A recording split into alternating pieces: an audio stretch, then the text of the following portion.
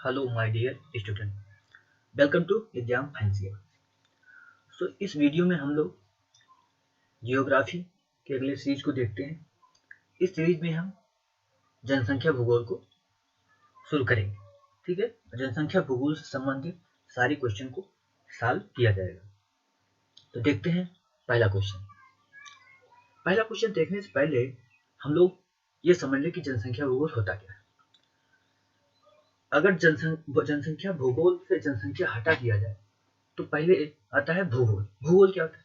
भूगोल स्थानिक विज्ञान है। स्थानिक विज्ञान का मतलब कि पृथ्वी पर हर क्षेत्र में जो असमानता है, कहीं पर्वत पहाड़, कहीं नदी, उन्हीं का अध्ययन जियोग्राफी में किया जाता है। क्या? उन्हीं का अध्ययन भूगोल में किया जाता है। अब पॉपुलेशन जियोग्राफी है, तो पॉपुलेशन जियोग्राफी को भी इसी संदर्भ में समझेंगे कि पूरे विश्व में जितनी भी जनसंख्या है उनमें क्या क्या अंतर है, क्या समानता है, उसका अध्ययन पॉपुलेशन जियोग्राफी के अंतर्गत करेंगे। ठीक है, तो पॉपुलेशन जियोग्राफी क्या हुआ? पॉपुलेशन जियोग्राफी विश्व स्तर पर जनसंख्या के तथ्यों का अध्ययन है।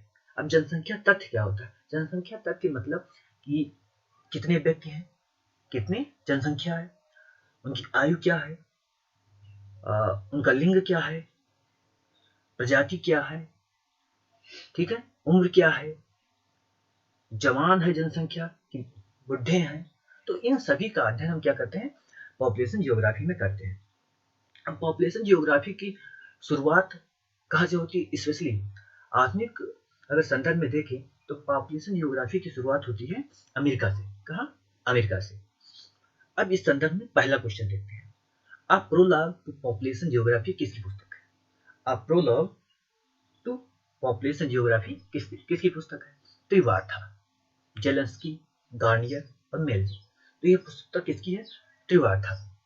ठीक है, प्रोलॉग टू पॉपुलेशन जियोग्राफी किसकी पुस्तक है? सॉरी, त्रिवार्था की नहीं, जेलेंस्की की है। ठीक, अब त्रिवार्था का क्यों नाम दिया?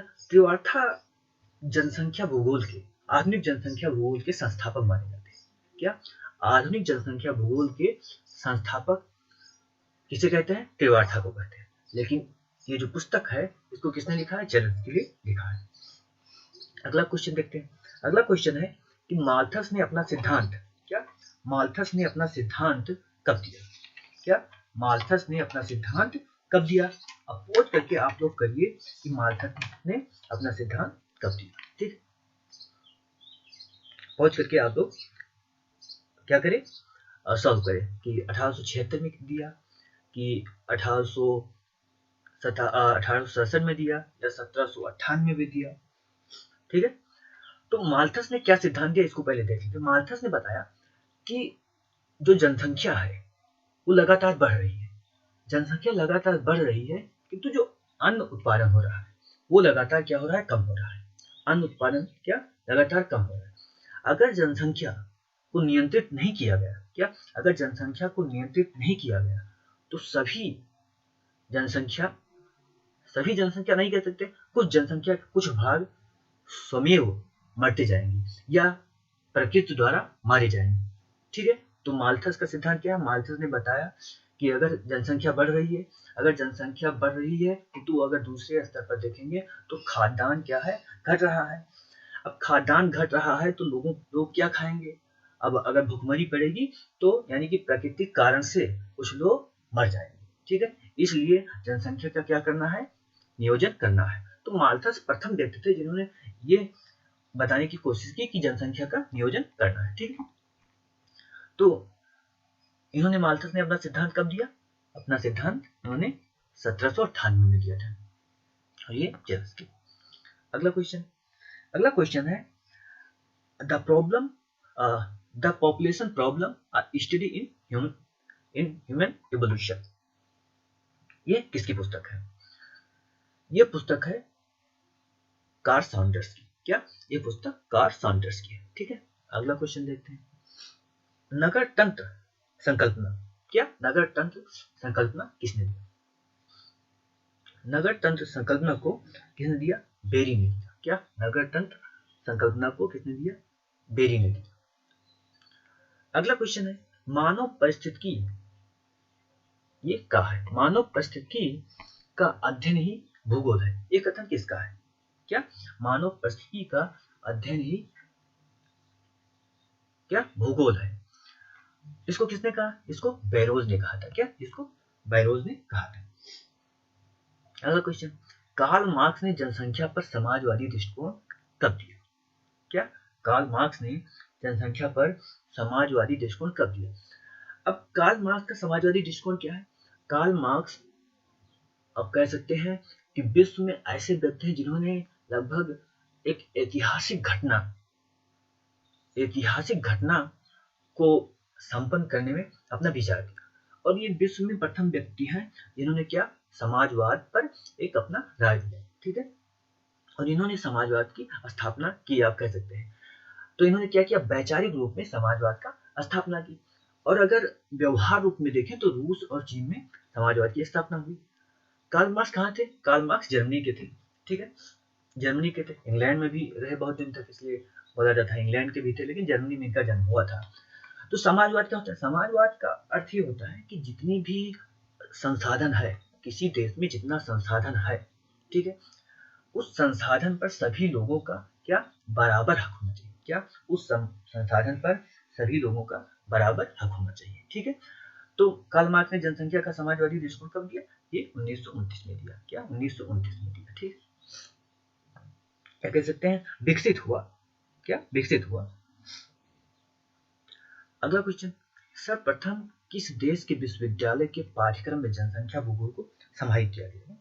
सर्वप्रथम किस देश की पाठ्यक्रम में जनसंख्या भूगोल को समाहित किया गया? अमेरिका, रूस, जर्मनी या फ्रांस?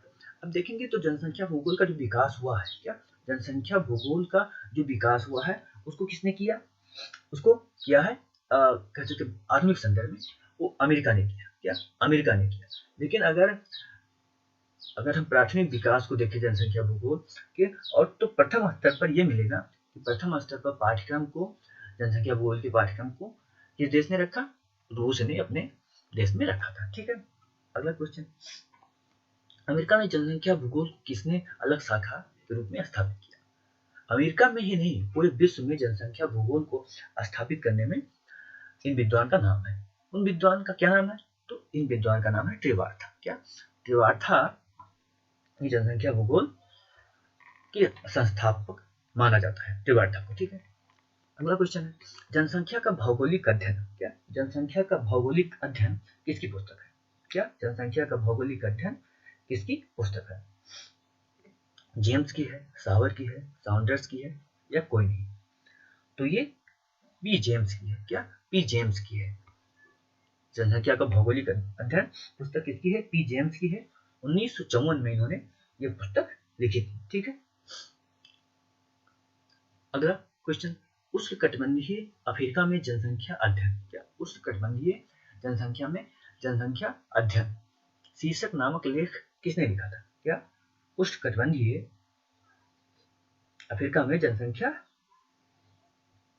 अध्ययन। ठीक है, या जनसंख्या का प्रतिरूप भी कहा जा सकता है। तो इसको सबसे पहले किसने लिखा था? किसने लिखा था?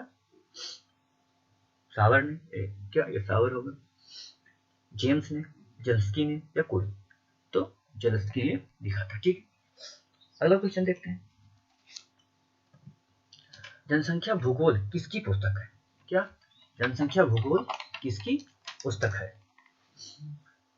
सावर की है, एक सवाल लिखा है, सावर की है, क्लार्क की है, जेम्स की है, या कोई नहीं?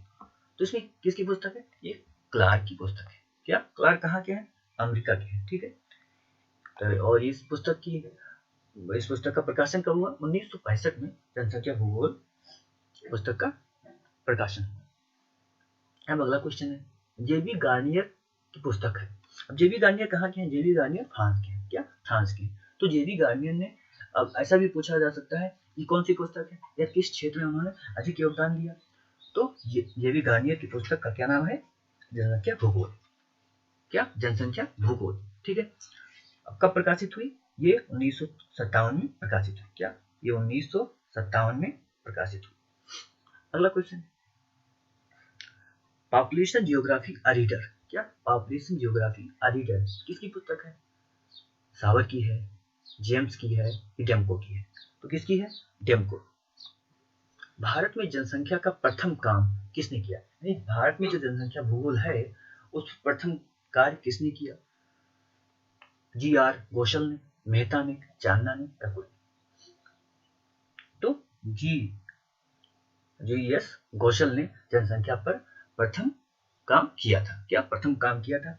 ये त्रिवार्था के निर्देशन में, इन्होंने क्या त्रिवार्था के निर्देशन में अपना शोध कार्य भी पूरा किया था। तो भारत में प्रथम या भारत में जनसंख्या भूगोल के संस्थापक को अगर पूछा जाता है तो आपको घोषल को भी लगाना है। ठीक है।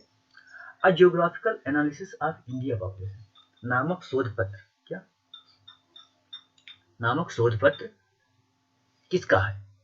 ये geographical analysis of India population किसका शोध पत्र है? तो किसका शोध पत्र है? जी घोषल का शोध पत्र है। भारत में जनसंख्या भूगोल के संस्थापक तो हम लोगों ने देखा ही कि घोषल की है, जी.एस. घोषल है जनसंख्या भूगोल के संस्थापक भारत में। अगला क्वेश्चन देखते हैं, भारत में किस विश्वविद्यालय में स्नातकोत्तर स्तर पर जनसंख्या भूगोल का अध्ययन शुरू किया गया? तो किस? इलाहाबाद विश्वविद्यालय, बनारस विश्वविद्यालय, अलीगढ़ विश्वविद्यालय या पंजाब विश्वविद्यालय या पंजाब विश्वविद्यालय? ठीक है। तो किसने कहां पर हुआ? पंजाब विश्वविद्यालय। क्या? पंजाब विश्वविद्यालय में हुआ। ठीक है। अगला क्वेश्चन, भारतीय जनसंख्या भूगोलवेत्ता संगठन किस विश्वविद्यालय से संबंधित है? क्या किस विश्वविद्यालय से संबंधित है? पंजाब विश्वविद्यालय, इलाहाबाद विश्वविद्यालय, बनारस विश्वविद्यालय, अलीगढ़ विश्वविद्यालय? तो किससे संबंधित है? पंजाब विश्वविद्यालय। ठीक है। अगला क्वेश्चन देखते हैं, प्राथमिक आंकड़े क्या है? क्या प्राथमिक आंकड़े क्या है? अब जियोग्राफी स्पेशली पॉपुलेशन जियोग्राफी में अगर आपको पॉपुलेशन जियोग्राफी का अध्ययन अच्छे ढंग से करना है तो आपको आंकड़ों के साथ खेलना होगा। यानी कि खेलना का मतलब कि आपको अधिक से अधिक आंकड़ा चाहिए, अधिक से अधिक आंकड़ा चाहिए। तो आंकड़ों को दो भागों में डिवाइड किया जाता है। क्या आंकड़ों को जनसंख्या संदर्भ में दो भागों में डिवाइड किया जाता है, प्राथमिक आंकड़े और द्वितीयक आंकड़े। प्राथमिक आंकड़े वही होते हैं जो हम खुद जाके डोर टू डोर क्या आंकड़े इकट्ठा करते हैं। क्या डोर टू डोर जाके आंकड़े इकट्ठा करते हैं। ठीक है। जैसे जनसंख्या का जो जनगणना होता है उसको हम प्राथमिक आंकड़ों में रख सकते हैं कि डोर टू डोर जाके आंकड़ों को इकट्ठा किया जाता है। ठीक है। अब उसको प्रोसेस करके जब कोई नई जानकारी निकाली जाती है तो उसको द्वितीयक आंकड़े कहते हैं। क्या उसको द्वितीयक आंकड़े कहते हैं। तो प्राथमिक आंकड़े क्या है? जाकर खुद से गणना, क्या पुस्तक से लेना, रिपोर्ट से लेना या कोई नहीं, तो जाकर डोर टू डोर खुद से आंकड़े इकट्ठा करना, उसको प्राथमिक आंकड़ों के अंतर्गत रखा जाता है। अब अगला क्वेश्चन है कि प्रथम जनगणना कहाँ हुई थी? क्या प्रथम जनगणना कहाँ हुई थी? तो प्रथम जनगणना देखें तो इटली में प्रथम जनगणना हुई थी। अब इसी पर एक क्वेश्चन ये भी आता है कि प्रथम जनगणना देश स्तर पर कहाँ हुई? क्या देश स्तर पर कहाँ हुई? अगर ये पूछा जाता है कि राष्ट्र स्तर पर कहाँ हुई तो आपको आंसर लगाना होगा स्वीडन। लेकिन अगर पूछा जाता है प्रथम जनगणना कहाँ हुई, अगर इटली है तो इटली लगाना होगा क्योंकि इटली के शहर में सबसे पहले जनगणना हुई थी। ठीक है। अगला क्वेश्चन, जापान कोरिया में जनगणना कितने वर्ष पर किया जाता है? क्या जापान तथा कोरिया में जनगणना कितने वर्ष तक किया जाता है? तो देखेंगे कितने वर्ष, 5 वर्ष, 7 वर्ष, 4 वर्ष या 10 वर्ष? तो 5 वर्ष पर जनगणना किया जाता है। ठीक है। भारत में प्रथम जनगणना 1872 में हुआ था, किंतु रेगुलर जनगणना की शुरुआत कब हुई? 1881 में। क्या 1881 में। ठीक है। और ब्रिटेन और फ्रांस में कब जनगणना की शुरुआत हुई? 1801 में। ठीक है। और अमेरिका में जनगणना की शुरुआत 1790 में हुई। क्या 1790 में हुई। ठीक है। अगला क्वेश्चन देखते हैं, आधुनिक पंजीयन कब और किस देश में हुई? क्या आधुनिक पंजीयन कब और किस देश में हुई? पंजीयन मतलब कि जब किसी की डेथ होती है तो रिकॉर्ड किया जाए, जन्म होती है तो रिकॉर्ड किया जाए, यानी जनसंख्या की सभी चीजों का क्या रिकॉर्ड आप करें। तो ये रिकॉर्ड रखने की प्रक्रिया सबसे पहले कहाँ आधुनिक संदर्भ में कहाँ शुरू हुई? तो इंग्लैंड में 1836 में, क्या इंग्लैंड में 1836 में ये प्रक्रिया पंजीयन की प्रक्रिया शुरू हुई। अब इसी पर क्वेश्चन आता है कि भारत में जन्म मृत्यु का पंजीयन की शुरुआत कब हुई। अब जो पंजीयन की प्रक्रिया है तो भारत में कब हुई, 1844 में मद्रास में हुई, या 1867 में दिल्ली में, 1858 बंगाल में, या कोई नहीं। तो मृत्यु जन्म और मृत्यु का पंजीयन की शुरुआत कहाँ से हुई, भारत में 1844 मद्रास से हुई। ठीक है, अगला क्वेश्चन, भारत में प्रथम बार महापंजीयक की नियुक्ति की गई, यानी कि जो पंजीयन रिकॉर्ड करने वाला है उसकी नियुक्ति कब की गई, 1867 में की गई, 1856 में की गई, या सन 2000 में की गई, या 1949 में की गई।